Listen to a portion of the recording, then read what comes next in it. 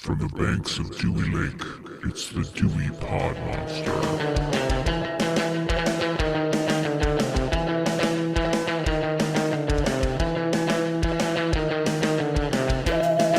Welcome back. My name is John. This is the Dewey Pod Monster Podcast. This is your weekly podcast about consumption. This is the original podcast about consumption. And with me this week is the host of the Dewey Pod Monster Podcast, and his name is Sean. Sean, how are you doing today? John, what's your favorite holiday? I'll go first. Mine is Boxing Day. How about you? Not Boxing Day. I actually don't like that line because I know that's not what Boxing Day is supposed to be about, but that's not really a big deal. So I don't know what you're talking about. I don't know what I'm talking about either. So, but we're feeling festive. It's what else is new, right? Yeah, what else is new? We're filling time. You been watching anything this week, or have you even had a chance to? I've actually watched quite a few things. That's good. Like I didn't watch a lot. I fell in a rabbit hole, but I'll let you go first. Okay, well, I fell into a little bit of a rabbit hole too, but I'll cover your ass for a little bit. First off, I watched Talk to Me. Okay. Yeah. Okay. You know what Talk to Me is? The basic, because I didn't really know what it was about. I just kind of heard it was good, but I didn't really know it's much an about A24 movie, and it looks like it has a jerk-off hand for a bad guy. Yeah, kind of. So it's an A24 film. It's Australian, and it's about a girl. Well, these group of friends come across an embalmed hand, and when they hold the hand, they light a candle and they say, "Talk to me." And they see somebody on the other that's in limbo, basically someone who's not quite in hell, not in heaven, but they're in the in between. They're in the upside So like down. A purgatory cell phone. Yeah, kind of. And you say, what you do is you say, "I let you in." I think it's been a little bit since I've seen this. So this spirit or this person in limbo will inhibit that person, the person that's invited them in, for 90 seconds. And if they let it go longer than 90 seconds, then it's like it can start to have ill effects. Okay. It's like a big party trick. So there's like a montage with them, all the kids at the party are doing it. And somebody does it for longer than 90 seconds, of course, because that's why they tell you it can only do it for 90 seconds. Hilarity ensues and bad stuff happens. It's not really gory. I mean, there is one scene in particular that is disturbing a little bit, but it was actually pretty decent. I had heard it was really good. And sometimes, when you hear too many things about a movie, you maybe fall into that hype cycle. Not that I had done that, but I had heard decent things. So I watched it. I watched it late. I don't generally watch movies in my bed, but that was a movie I watched in bed. My wife was like, had the eye mask and everything on. I had headphones in so she couldn't hear any of it. So that was kind of added a little bit of the spookiness. Our friend Jordana said that one was actually pretty good, which surprised me because she likes A24 less than both of us, I think. Well, I do like some A24 movies, but I feel like the A24 is kind of code word for... We're a big fan of Tusk. A24 is kind of code word for pretentious, I think. That's how I take it. Yeah. Yeah, I haven't seen that one yet. It's kind of loosely on the to-do list, but not imperative for me. I'd like to hear your thoughts on it, so take that for what it's worth. I had a feeling we were going to have to talk about it for this at some point. Well, that's a thing. I just want to know, after watching that movie, where are old people lining up to be disgustoids in movies? Florida? Like, where do you go to find the most, I'm old, I want to be a gross, disgusting thing in a movie? It's Florida. You don't get old people, though. You just get 30-year-olds that look like they're 90. That look really old. Yeah. Maybe that's true. I've also watched, just the other night, I watched Suitable Flesh, which is the new... I don't know what that is. It's Heather Graham's in it and Barbara Crampton. I think it's based on a Lovecraft story. There are some kind of Cthulhu-like characters in it. So it's kind of based on a cosmic horror plot, and there's little Cthulhu characters and stuff. So I had been reading quite a bit of stuff about the movie, about how good it was, and everybody was singing the praises. And I think on Roger Ebert's website, which of course Roger Ebert is not currently reviewing these films, but I think... Isn't he dead? Yeah, he's been dead for quite a while, but That's what I thought. Is the other one still alive? Gene Siskel? No, he's been dead longer. Okay, so I'm not nuts. I mean, maybe you are, but... Well, not in regards to that subject. So I was looking on Roger Ebert's site because I needed to know what other people thought of this, because like I said, I'd been reading things and seeing things online, and they were talking... I was getting the impression that this was actually a decent movie, so I went and sat and watched it on RogerEbert.com. It's got 3 stars, and I don't know what the scale is. I think it's actually out of 3. Mm-hmm. I got to tell you, Suitable Flesh to me was... This kind of sums it up. When the characters smoke, they'll blow smoke rings, and they're obviously poorly done digital effects. So this is my exact note that I wrote while watching the movie. fake smoke rings, overacting, straight to DVD looking nothing of a movie. It felt very local Playhouse production of, they have like Looney Tunes style wipes, where Porky the Pig comes out and he says, "Blah, blah, blah, that's all, folks." Like they had one of those kind of wipes. That type of thing? Yeah, like circular. Yeah, like he's circular literally wiping. Yes. And Is it like the TikTok wipes where they show the person in the underwear and then they wipe the clothes back on because that's a thing? I usually say it where they're nude, but no, that's a little bit more higher tech than this. But okay, I kept watching it to see what happened, and that doesn't mean that I enjoyed it. So it was like interesting. I wanted to know what happened, but I didn't enjoy 90% of the movie. The thing I enjoyed the most was it at the level of hate watch? A little bit, maybe, when the end came up. That's the part I liked the most about that movie. Other than that, I started watching, there's a documentary, and I think it's on Max, on HBO Max, or Max, or whatever it's called. Love Has Won, The Cult of Mother God. I don't know if you know about Mother God, but it's this woman, regular lady, who she finds spirituality, quote unquote, on the internet. She's like really early in on YouTube streaming, and she had this house, and she was Mother God, and all her sexual partners essentially would become Father God. And so the documentary, I think it's a 3-parter, it's like one of those HBO things where it's a limited series, quote unquote. That seems really interesting. The thing about it is the documentary starts off where the police raid the house because they did a wellness call and they didn't get her. Someone called about her like, "Hey, where is she? We haven't seen her." And they ended up finding her mummified corpse in this bed where her Father God was sleeping with her for a long while because she looked quite dead. Okay. We'll see where it goes. I don't know the whole story. Obviously, I'm watching this documentary. And the rabbit hole that I fell into was watching a lot of thumbnails of 55-minute explainer videos about YouTubers talking about other YouTubers. Like if I've been scrolling through my YouTube, because that seems like that's what I've been doing lately, the 2 hours before I go to bed is just scrolling through YouTube to find something interesting to watch. And it's a lot of people that I recognize that are YouTubers as thumbnails on other YouTubers' videos that are 55-minute videos telling you how awful they are or how they've like, what happened to just this shit. It's like, how much of YouTube is just people explaining shit to people who don't know anything about YouTube? That's an open-ended question. I don't know, but I feel like YouTube's kind of, for a lot of stuff, hit like a creative rut. And I've noticed that channels on YouTube kind of go in flows like that, where they'll have like a good couple months and then there'll be like a couple months where it's like, how come everyone has like nothing interesting to say for all of November or, whatever month it is? They're not watching Ninja November. I guess. Fucking bunch of jerks.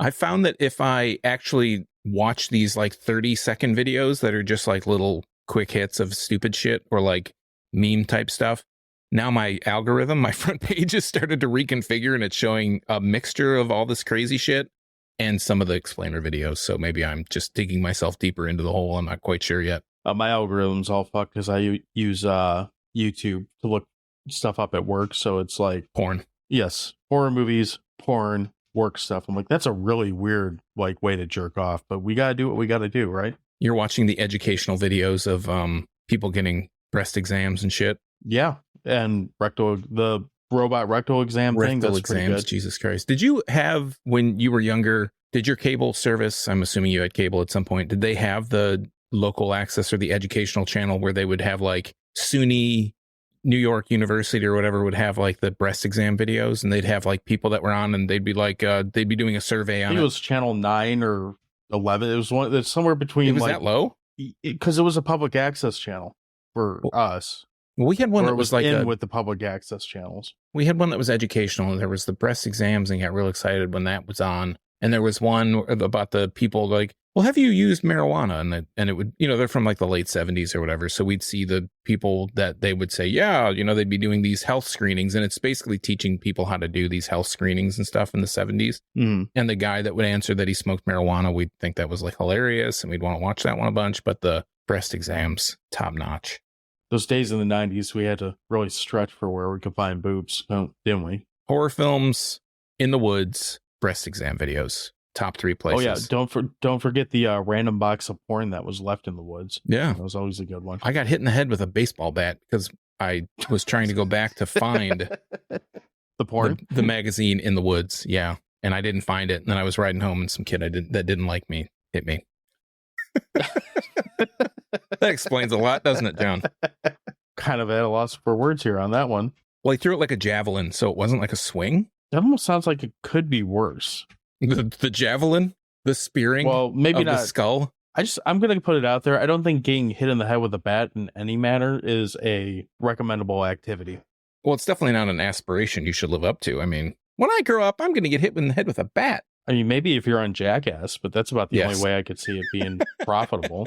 I'm Johnny Knoxville, and welcome to Jackass. So what did you watch, John? So I didn't really have time to watch a lot somehow. I did make time to. So when this comes out, Let's Talk Horror should have a new episode out featuring Black Christmas. So I did watch that. I watched it twice to make sure I didn't miss anything in it because it's an in-depth movie, you know? But I actually did enjoy that quite a bit more than it's got that 70s doing a lot more with a lot less type vibe to it. So it was kind of fun to revisit that. And I haven't watched that in quite a while. Check that out if you haven't already. That's on BP, friend of the show. He's been on, will be on soon again to talk about another movie, but did that. And then the other thing what I really have been wasting time on, I found all the episodes of Insomniac to rewatch. So I've been watching David Tell get drunk late at night and wander around different cities. And, you know, I know they did Parts Unknown with Bourdain, which was kind of the same concept, except it included daytime. But how come we don't have shows where they just give a guy a one-man camera crew and a budget to go get drunk in random cities anymore? We need to get a Patreon started, and that's what we can do that. Yeah, and we'll talk about movies in random places where we get drunk. What cities have you watched episodes for so far? I'm in season 2, so I know he's done, let's see, New York, of course, Philadelphia, Chicago. I'm way out of order on these, by the way. Tijuana. Yeah, Tijuana was a good one. I like the San Francisco one a lot. I haven't done that one yet, I don't think. New Orleans. I think the first episode was also New York. I think he started and ended in New York, if I remember right. I could be wrong there, though. Houston. I don't remember where else, but it's fun. Like, I really enjoyed the Chicago episode because he starts at some bondage club or some shit like that, and then goes to this like midnight comic convention and gets really bummed out. That he's like, it's in a hotel and he's trying to find a hotel party, and he goes into the first room and they call it a party, but it's just a bunch of fucking nerds looking at pictures of the Hubble telescope. So he gets pissed off and leaves. So he's still walking through the hotel, finds another quote party, walks in, it's a bunch of nerds fucking watching anime. One of the guys looks like the dad from Bob's Burgers. And he's like, okay, I'm gonna go get some beer. And then they cut to him at some other titty party, like judging a thong contest or something. I like David Tell as a comedian to begin with, and I forgot how much I like that show, even though it is shot horribly. Yeah. And I don't know if you call it, is that reality TV? I guess that is. I guess so. No Yeah, scripting, unscripted to an extent. Right. But he's pretty good at just kind of like randomly, or at least I bet there's a lot less randomness to it than what we see on the, 20-minute episode from what he does. But he does a good job of making it seem like he just randomly finds weird looking people and is like, well, I'm going to just start talking to this guy who's got his dick bulge hanging out and is wearing a mariachi wrestling costume or something in the middle of a gay male strip club. I watched that. I feel like it was during the pandemic, like lockdown. I was like, I'm drinking a lot. I should watch this show. Yeah. I don't even have a good reason why I fell into it other than I didn't want to, I always go back and watch Seinfeld or It's Always Sunny or, a handful of shows I've seen too many fucking times. I didn't want to watch any of those particular shows. So I was just kind of keying through like what was available to stream. And when that popped up, I'm like, good enough. And by like episode 3, I'm like, well, I guess I'm in this rabbit hole now. So that's most of what I've been watching this week is David Tell walking around drunk in different cities. Could be worse. It could be way worse. Could be watching Suitable Flesh. Yeah, I'm not a big Lovecraft fan. Like I can't think of anything that's HP Lovecraft that I actually like. Some of the artwork looks kind of cool, I guess, but doesn't really do a whole lot for me. Yeah. Let's take a quick break and then we'll come back and get into this week's topic.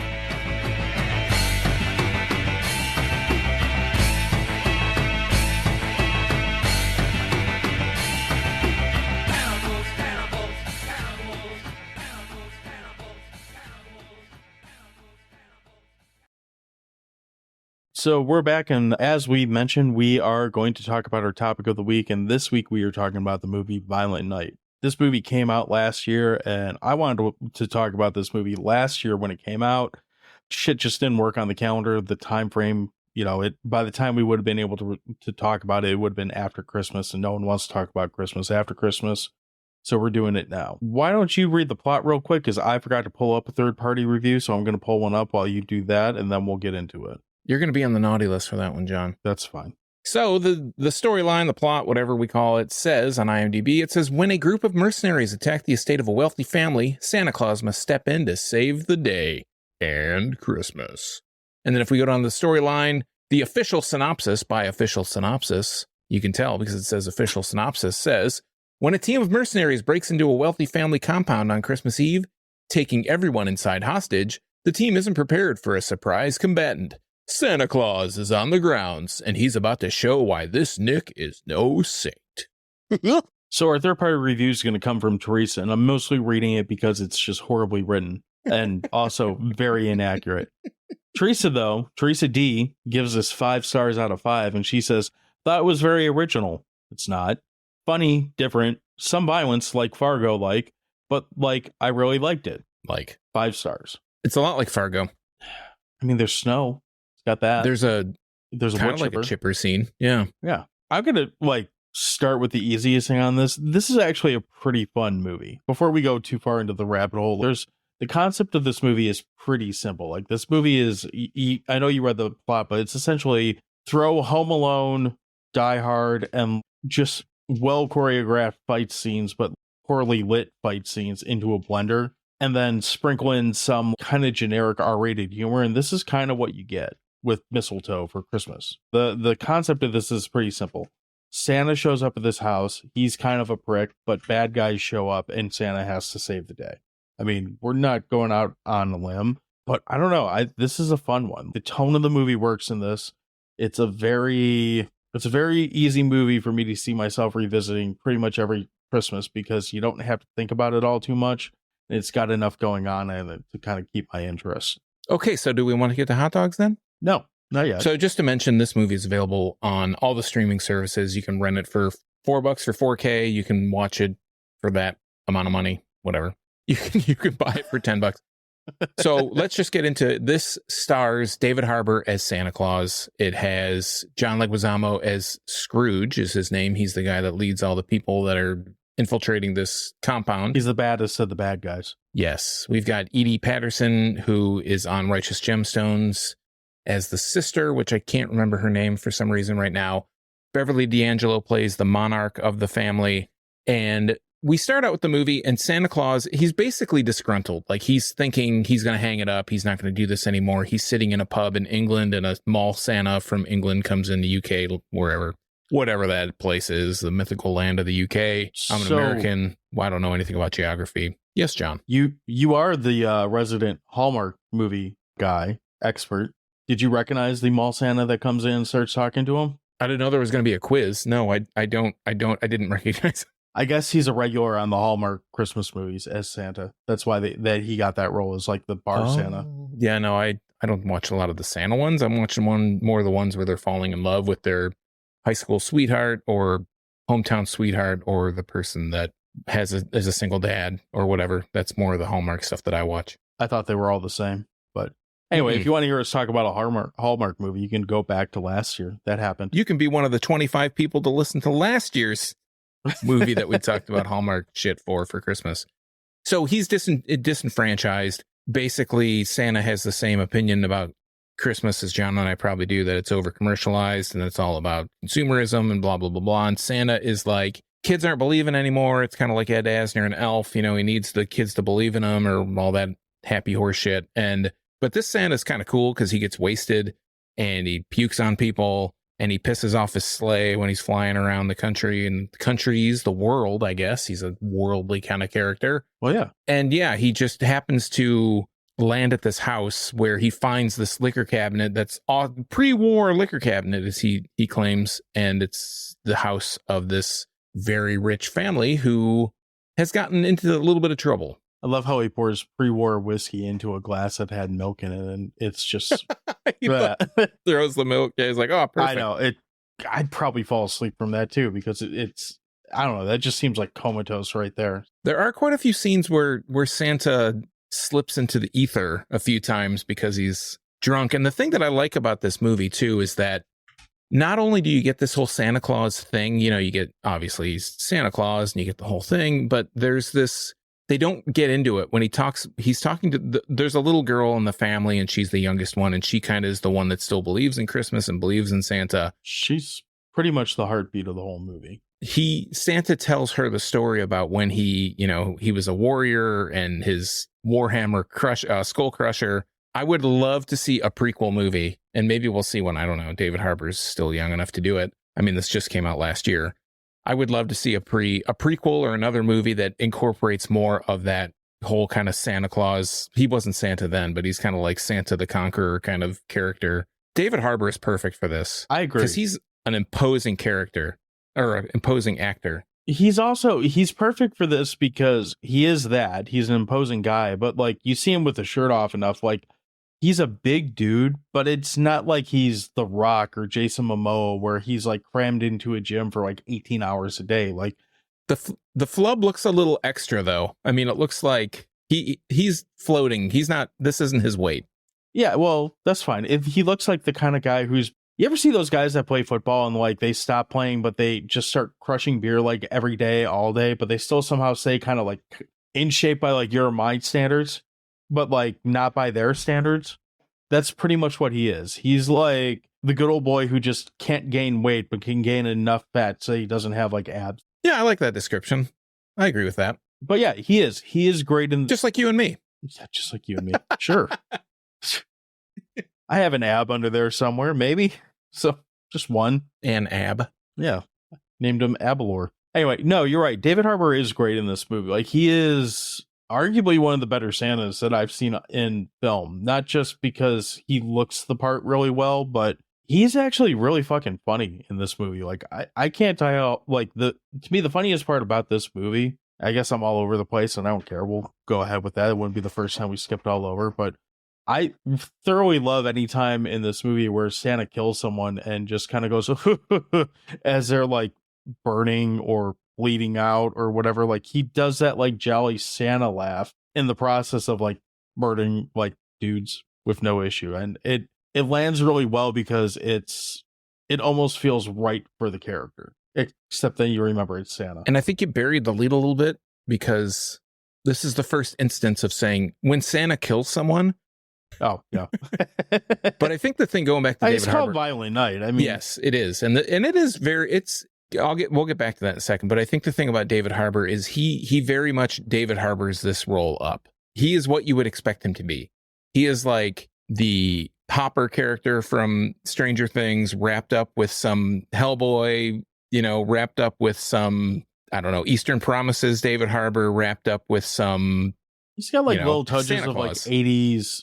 Little touches of like 80s Schwarzenegger with the one-liners, little touches of John McClane with the like, don't give a fuck about what's going on here. Just want to get out of this. He's not even supposed to be here today. Yeah, all that. Had to get that Kevin Smith reference in this episode. So does he have a Kevin Smith connection? Am I missing no, that? I'm just, that's a running Just thing playing here. there. That's what we do. We do bring him up a lot for two guys that I don't know that either one of us would call ourselves fans of his at this point. He had a heart attack. I heard. So anyways, this I think when you say John McClane, I don't really see the Schwarzenegger, but this movie very much takes a lot of influence from, or a lot, stylistically takes a lot from Home Alone. There's like a whole Home Alone segment in the middle of the movie where it's like it flips the script because it does Home Alone, but it's very brutal. It's like the very realistic, this is what would happen if you did these Home Alone things. And we get a lot of, I think when you kind of pitched this movie to me originally, the thing that kind of sold me on it, you were like, this is basically Die Hard. Die Hard. It's a Die Hard Christmas movie. Die Hard with Santa, basically. And that has that in spades. Like, this very much has that. There's like, I mean, to kind of sum it up a little bit even more concise than this blathering explanation that I'm doing is they have scenes. We're both blathering today. It happens. Yeah, I know, but they have the snowmobile scenes that we saw in Die Hard 2. It's outside a lot of it, so you get a lot of that stuff. You get the inside stuff where it's very much like Nakatomi, what is it? Nakatomi Plaza? Sakatumi Random. Yeah, you get that whole kind of feeling when they're inside. There's like the bank vault. There's the or the vault under the house, not necessarily a bank vault. Leguizamo is playing like the Hans Gruber kind of character. And the thing I think the thing that's funny about the whole thing is everybody that's a bad guy, quote unquote, has like this vendetta against Christmas, and nobody more than Scrooge, aka John Leguizamo. I don't think he's really the Hans. So I don't think Leguizamo is the Hans Gruber of the movie. I think he's kind of the polar opposite of Hans Gruber, because he just, honestly, the bad guys all just like might as well have came in and just taken a bite off the mantle, because they chew the scenery so fucking hard through this whole movie. Especially John Leguizamo, or Scrooge, is like leading the charge with that. Like, he overacts the shit out of everything in this movie.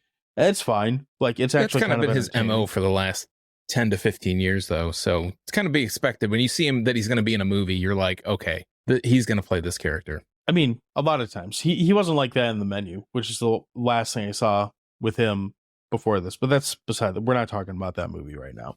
The guy, like, there's a couple dudes, like the dude who's dressed up like an elf. I want to say his name's Krampus, just because this guy in his picture kind of looks like him. Yeah, he's Krampus. He says some of the weirdest shit in this movie, and it plays pretty well. But these bad guys are either super stereotypical Russian guys that like just play the tough and go like pound on people, or they just like act fucking bizarre as shit, or they chew scenery. That's their three modes that they have. Russian, why they gotta be Russian? Bizarre. I don't know. I didn't write it that way, but it kind of works because, I mean, frankly, like outside of Santa and Trudy's a girl, right? I think so. Yeah. True. Gertrude, little Gertrude. Yeah, that's right. Gertie. Outside of Santa, Trudy's the only person in this movie that you really give a shit about. I mean, frankly, everyone in this movie is a piece of shit human being. Yeah, they're all horrible people. Girl. Yeah, except for the little girl and Santa. Like, those are the two people in this movie that you actually like, that are, aside from like, you know, walk-on characters. What about Morgan Steele, the actor, the boyfriend? His Christmas gift. So Beverly D'Angelo is like the monarch again of this family, and she's the one that... Yeah, I guess we should say what actually happens in this movie at some point. So the family's coming together for Christmas. The mother and father of Trudy are split. They're separated. And Beverly D'Angelo, again, is the head of this really wealthy family, and they have all these ties. Think of them as like a, I don't know, like a Unilever or something. Yeah, some family that has a lot of influence, and they have a lot of money. And what happens is the U.S. government gives her company some $300 million for something. And I don't remember exactly what it's for, but the family kind of takes the money. It kind of goes, I don't know, under the radar, and they kind of snatch it for themselves. And the family's all coming together. So the siblings, which are Jason and Alva, who are played by Alex Hassel and Edie Patterson, they are getting together, and the whole thing is a lot about how they suck up to their mom, because their mom holds the purse strings. You know, they work for the company, but they want to move up, and they're hoping this is the year that Beverly D'Angelo says, like, hey, I'm going to step down. I'm going to give the reins to this kid, because, you know, it's a whole favoritism contest kind of thing. And Trudy just wants her parents to get back together. And Santa, again, he finds all the liquor and whatnot, but the bad guys are very there. Relatable Santa. Yeah. Yeah, especially to this audience. Leguizamo, right. Scrooge shows up, and he wants to take the money. He's been casing the family for quite a while. He has a lot of intel. He knows kind of the routines. He knows a lot of the security personnel, and he's there to take the money. So they make siege on the compound, and they're holding everybody hostage to try and get, you know, somebody to fess up on how they can get this money. And all the people there, Jason and Alva and their significant others are there, their children. There's Bertrude, who is like the stereotypical, I don't know, influencer kind of kid that's on Instagram Live or Snapchat or whatever, and he's bragging about the money. Really like to at least see get his ass kicked that doesn't get his ass kicked. He was the one that very satisfying to see him get punched or pistol whipped or whatever happens to him several times throughout the movie.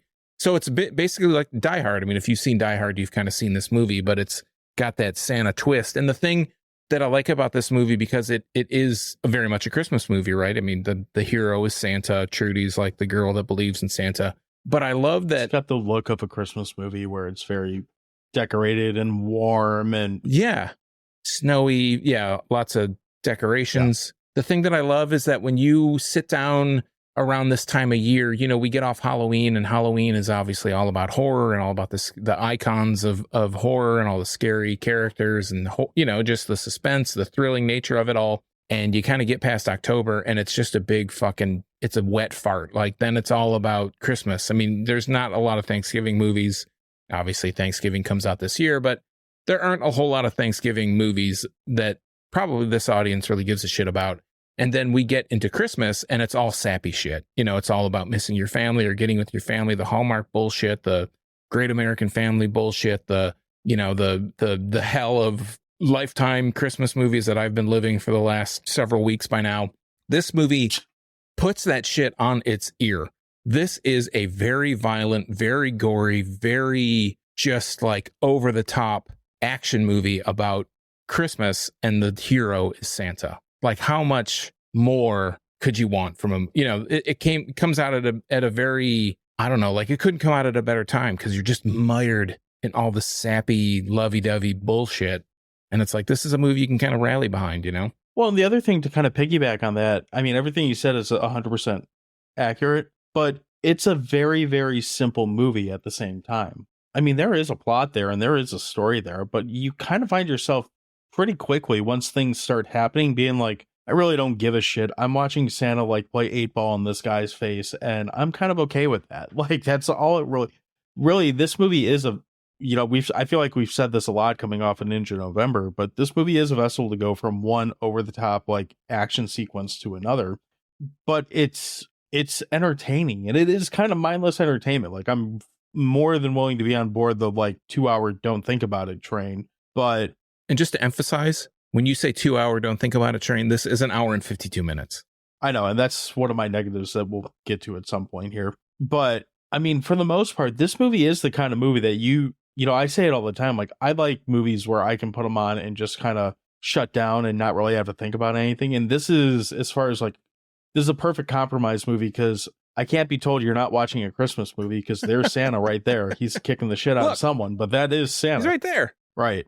And in fairness, my wife, who loves all those like sappy Christmas movies that you just mentioned, she likes this movie. So, you know, it's a pass, you know, that helps. You just need a break at some point, you know? I mean, you got Die Hard, you've got Elf. Well, you got some of the old classic comedies, like you got Christmas Vacation or Bad Santa or, you know, those type of things. But there's not even Die Hard, like compared to this, Die Hard feels like a much more structured story than what this is. Like, there's a lot more going on and a lot more character development and frankly a lot more depth of everything in Die Hard than there is in this movie, and that's great. Like, that's not a negative like on either side, but this movie just kind of wears what it is on its sleeve and says, we got Santa kicking ass and that's what we're going to show you. Yeah, I don't know if I necessarily agree with you on that. I mean, I think they're equal kind of footing. I don't think this is Die Hard 2 by any means, or Die Hard, but I think it's equal. I mean, Die Hard isn't that complex. This is just as complex as Die Hard is. The storyline, the shit going on in this. I think Alan Rickman's such a great bad guy that adds a couple points on it.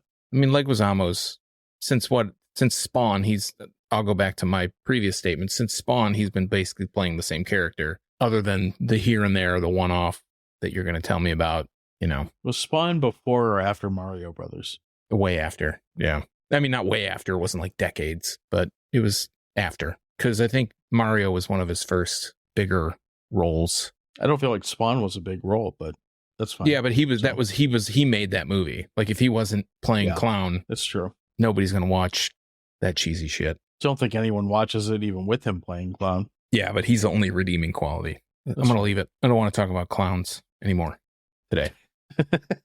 So you mentioned the runtime on that. That's kind of the biggest problem with this movie is there is, I'd say probably about 15 minutes you could trim off this movie pretty comfortably and tighten it up quite a bit. And unfortunately, a lot of it has to do with the, I guess, trivial stuff where they're trying to build character around John Leguizamo, where he's spending time being mad at all the people we already don't like and trying to get information to get into this vault. And some of those scenes drag on like a solid 2 to 5 minutes, and it's like you could have got in and out of there in a tight 30 seconds and then moved right on to the next ass kicking scene. Well, I mean, if we're being honest, if this was a situation where you're holding hostages and you're like, I need the code to get into this vault, right? and you got 6 people or 8 people, whatever, you're killing somebody. You're not threatening to do it and then threatening it again 20 minutes later and then threatening it again 20 minutes later. You're just doing it. Like, look, you're the leader. You know the shit. Give me the combination. Oh, you're not going to tell me? Okay, poof. Now this is proof that I'm serious. I just killed, your youngest grandchild or whatever. Now I'm moving up to the next person.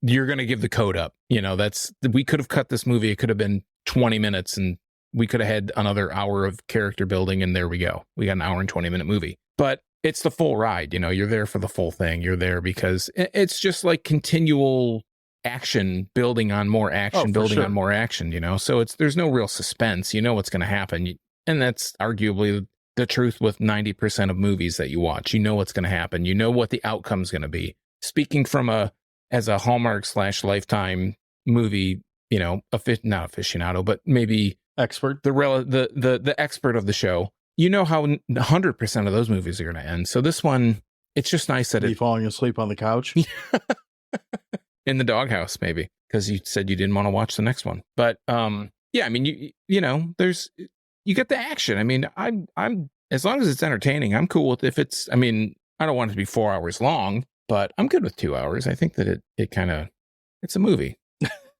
It is definitely a movie, but no, I mean, that's really, it's funny. Like, I thought we were going to have so much more to say about this movie, but upon starting to talk about it, there's really not a ton to say. Like, it really is just that. This is probably the most 80s / 90s feeling action movie that we've had in quite some time. It doesn't take itself too seriously, just has fun with, when you see a movie that's called Violent Night and you're sold Santa Claus but violent, it delivers on it. Yeah. Not false advertisement. Yeah, I mean, it's got some stuff where it tries to plant, like, I don't know if I would go as far to say, like, superhero tropes where it has I'm thinking specifically of the scene where he gets the sledgehammer and does his whole little, like, pre-fight sledgehammer dance or whatever. That's a little cheesy. Hey, I'm never against sledgehammer dances, just for the record. Yeah, I'm not against the sledgehammer dance, but it's long, it's exaggerated, and that scene really is kind of like the highlight of the movie because it leads into this that's where the wood chipper is, right? That's where he basically goes. Snowblower, yeah, but yeah, was it a snowblower? I thought it was a wood chipper, but no, it's the augers of a snowblower. I've got a similar one. Oh well, good to know. Don't cross me. I have a sledgehammer, but I don't have a snowblower like that. See, combined, we could become Santa. There we go. I feel like you couldn't do. I think it kind of goes back to the point I made earlier. I would love to see the movie about how Santa becomes this, number one, how he becomes Santa, but like leading up to it, all these adventures that he had pre-Santa. How you would sell that? I have no idea. Whatever his name was, Nico, whatever, like who's going to go see Violet Night 1.5 or whatever, the prequel, and you're going to, what's the legend of Santa and how he becomes the crazy guy that gives out the gifts. But I do like how they incorporate the bag with Skull Crusher, the murder hammer or whatever. How does Santa get a hold of his Skull Crusher? But I love the some of the little lower things they throw in, the bag, and there's scenes where he's trying to find an improvised weapon. He's just pulling gifts out of the bag, and it's just like a comic book, right. A video game. It's video game after video game, and then a copy of Die Hard. But he's finding no weapons. There's a scene where he's fighting somebody, and they punch at him, and he opens a bag, and it's like a magic bag, so there's no bottom to it, and he kind of punches into this like black hole and pulls out a gift.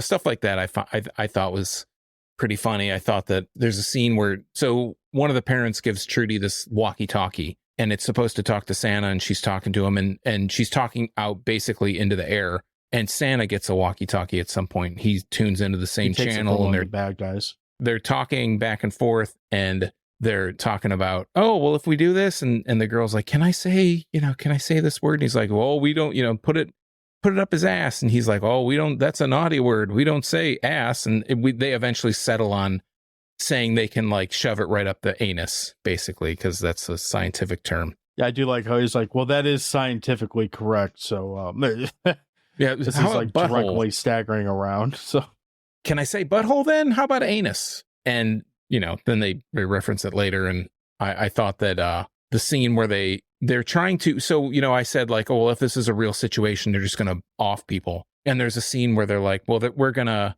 we're going to torture somebody and we're going to use nutcrackers, like the little nutcracker, and we're going to break the son's finger, Jason's finger, and get him to talk. And then they're like, well, why don't we use this big nutcracker for what it's for, cracking nuts? And I was like, there you go. You're going to get me to talk. Like, maybe if I'm super loyal, I could, you could break a few fingers, but you put my nuts in one of those nutcrackers and you wrench down on that. I'm telling you everything you want to know, like everything and anything, and even things I don't know. I was kind of disappointed they didn't have that happen in this movie. Like, for all the stuff that they did put in there, have some flat nuts. Well, for all the stuff that they did put in there, you would think this movie wouldn't be above like squishing a fake nutsack in a nutcracker. That's the director's cut. Yeah, well, maybe that'll be out later this season. Any other memorable scenes or like kills or anything like that you want to kind of reminisce on? Remember, I think the Home Alone stuff was just really funny because the little girl Trudy had just seen Home Alone and she wants to set these booby traps and stuff. And when they first show them, they're very innocuous. They're very much like laughable. Like, oh yeah, you put a nail through a step on a ladder going up to the attic, whatever. You got this little kind of mini bed of nails, but they pay off. They're the bowling ball stuff. It's the bowling ball is what really made it pay off for me.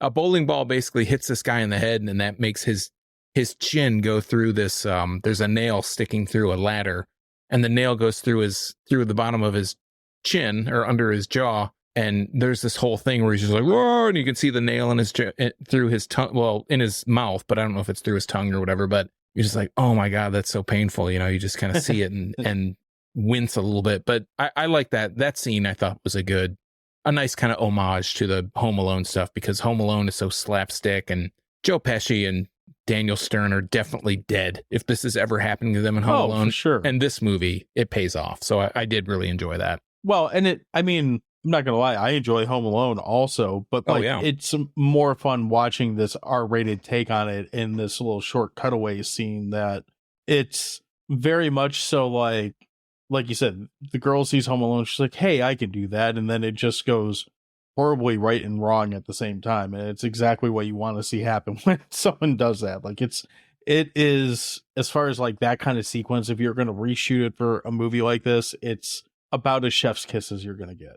Yeah, lots of amazing, unexpected events occur in that little segment. Anything negative that you want to kind of touch on with it, aside from the runtime? No, I don't. I mean, I don't really have much of a complaint against the runtime either. I felt like, it does move pretty well for the time that it's on the screen. Yeah, it does. Yeah, I mean, you could nitpick on stuff, but I think overall, it's like I said, it's a nice kind of break of the monotony of all the sappy bullshit that's out around this time. We get to claim a few horror movies for the Christmas period. We get a couple action movies, and then most of the rest of the stuff that we see around this time of year is all, bringing families together, and the sick dog and the guy with no shoes, or, whatever. And the family adopts some alien from outer space and give them a blowjob. I don't know what else they talk about, but it seems like it's all a bunch of bullshit. And this is just a nice kind of change of pace. Every now and then you get a hobo Christmas where you get to watch a guy make trash can hobo stew with his grandson against his cop father wishes.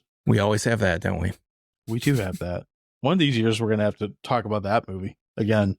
Yeah, I don't really have anything too negative. Like I said, I do feel like maybe it's because I had seen it like more than once now. This is probably the third or fourth time that I've seen this.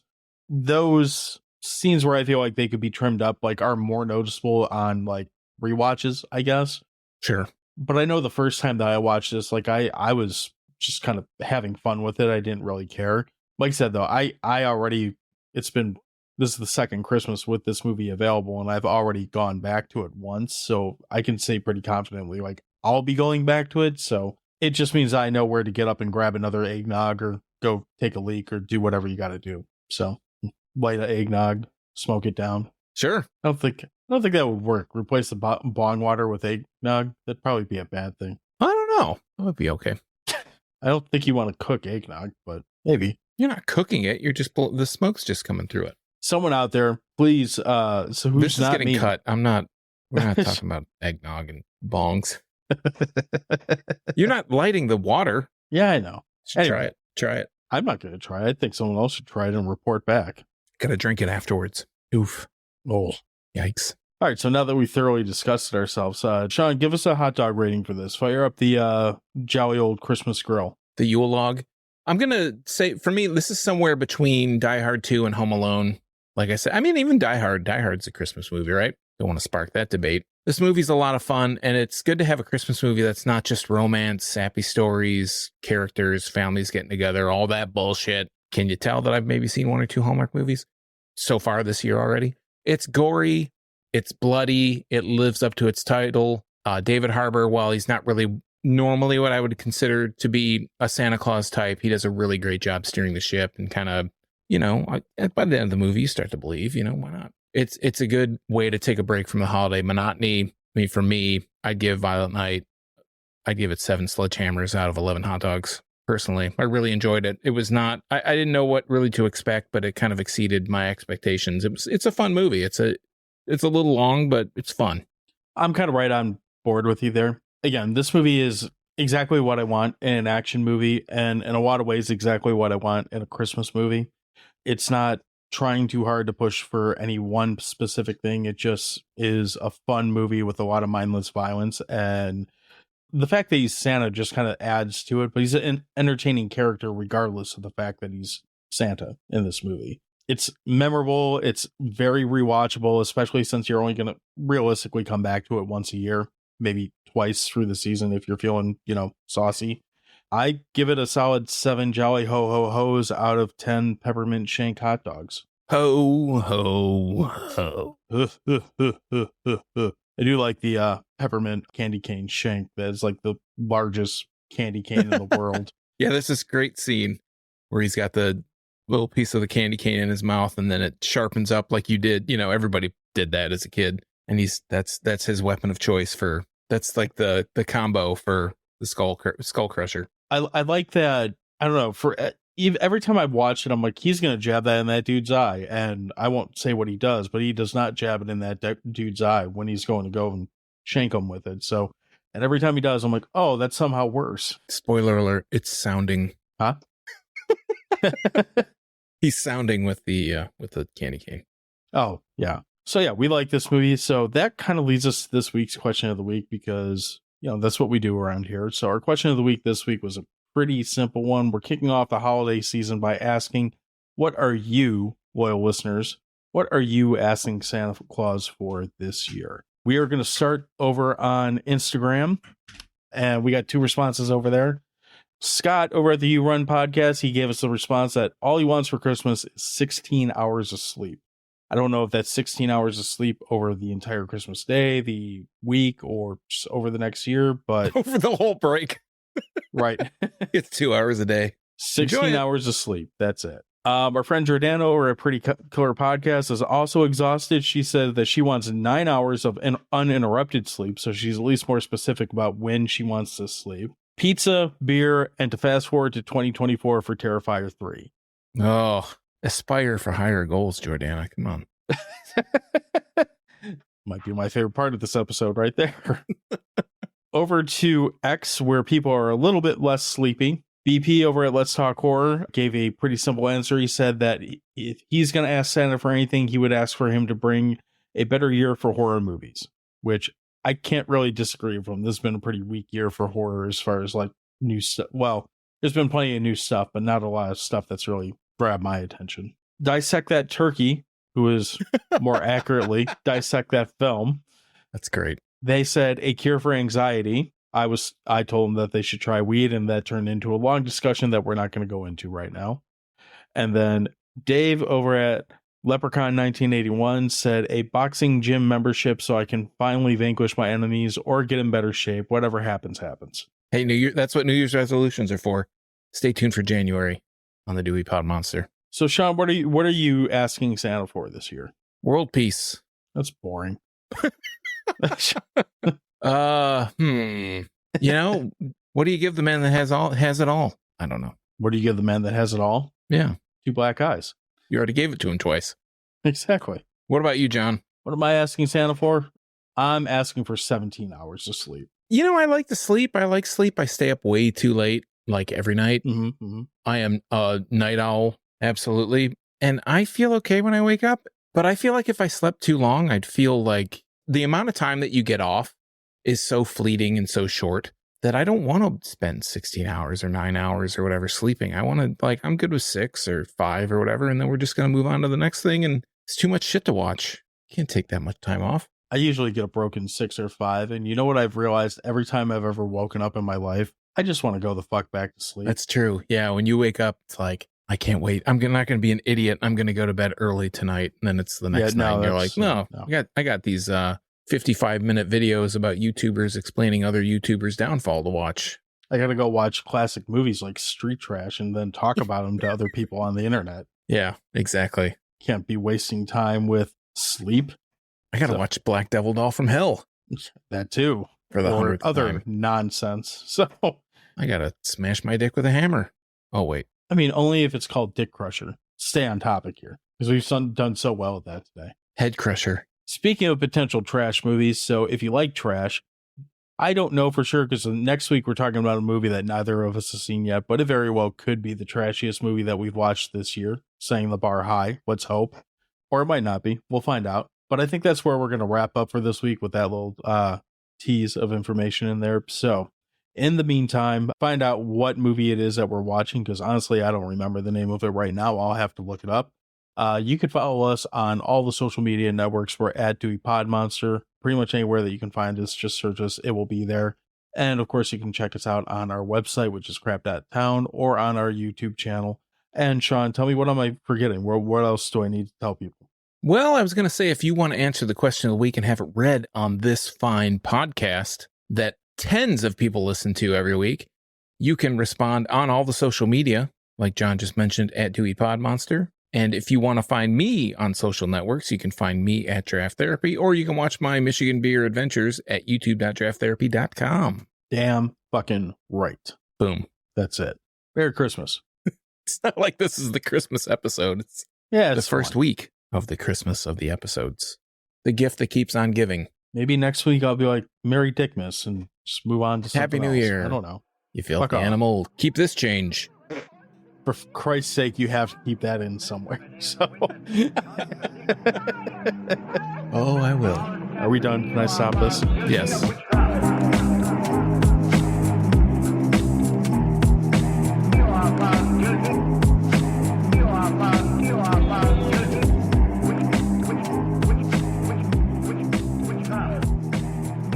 3, 2, 1. All right. What's up?